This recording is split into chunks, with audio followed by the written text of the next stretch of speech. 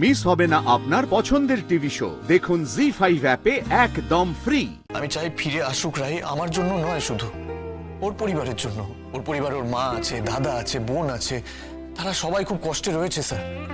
আর sir আমি এটা জানি, আমি জানি রাই বেঁচে আছে। আমার সিক্স সেন্স বলছে রাই বেঁচে আছে স্যার। আমার মন বলে রাই এখনো বেঁচে আছে। বেঁচে থাকলে সে সামনে আসছে না কেন? কার ভয়ে সে পালিয়ে বেড়াচ্ছে? তোমার।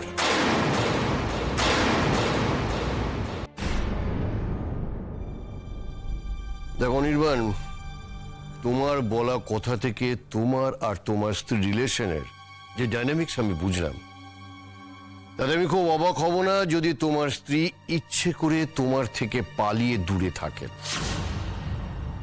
এ সম্পর্কে এত অবিশ্বাস, সন্দেহ, অশান্তি, এখান থেকে যে কেউ পালিয়ে বসতে চাইবেন।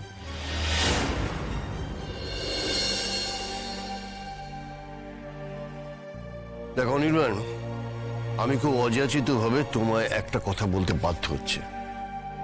এবার তোমার নিজের মানসিক স্বাস্থ্যের দিকে নজর দেওয়া উচিত। তুমি তোমার ম্যারিটাল রিলেশনের ব্যাপারে এতক্ষণ যা যা বললে, তাতে একটা জিনিস খুব ক্লিয়ার যে তুমি এখন আক্ষেপ করছো, তুমি অনুতপ্ত। কিন্তু এই অনুতপ্ত হওয়াটা কিন্তু তোমার জীবনে প্রথমবার নয়।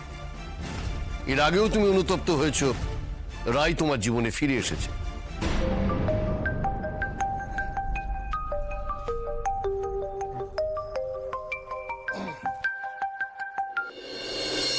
হ্যাঁ বলো, তোমাদের ইনভেস্টিগেশন কতদূর? না না না, ওপর মহলের কিছু ব্যাপার না, ওই আমি একটু খোঁজ নিচ্ছি এই আর কি। আসলে মেয়েটির হাজবেন্ড আমার খুব পরিচিত, ওই আমার কাছে এসেছে। ছেলেটি খুব আপসেট। ও বলছে তোমাদের ডিপার্টমেন্ট নাকি ধরেই নিয়েছে যে মেয়েটি মারা গেছে। ওকে ওকে, অ্যান্ড 50 কিলোমিটার্স। 50।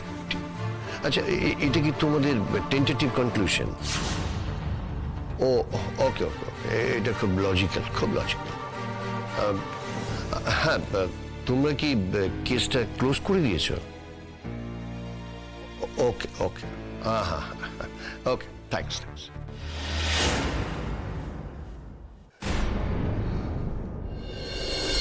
আচ্ছা অনির্বাণ, তোমার কি মনে হয় ওইখানে যদি রায়পুর্ণার অ্যাক্সিডেন্ট হয়ে থাকে আর ওখান থেকে কেউ যদি ওকে রেস্কিউ করে থাকে, তাহলে কত দূরের হসপিটাল ওকে নিয়ে যেতে পারে?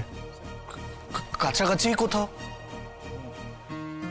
ও হয়তো আহত ছিল, রক্ত যখন পাওয়া গেছে। এক্স্যাক্টলি। ওই স্পট থেকে 50 কিলোমিটার, আই মিন 50 কিলোমিটার রেডিয়াসের মধ্যে সমস্ত হসপিটাল, পুলিশ স্টেশনে পুলিশ কিন্তু খোঁজ করেছে, কিন্তু ওই রাতে রায়পুর্ণা কোনো হসপিটালে অ্যাডমিটেড হয়নি। ইয়েস, তাহলে এটা বলা ভুল হবে যে পুলিশ তার কাজ করেনি বা করছে না। জি5 ডাউনলোড করুন আর সব এপিসোড দেখুন একদম ফ্রি।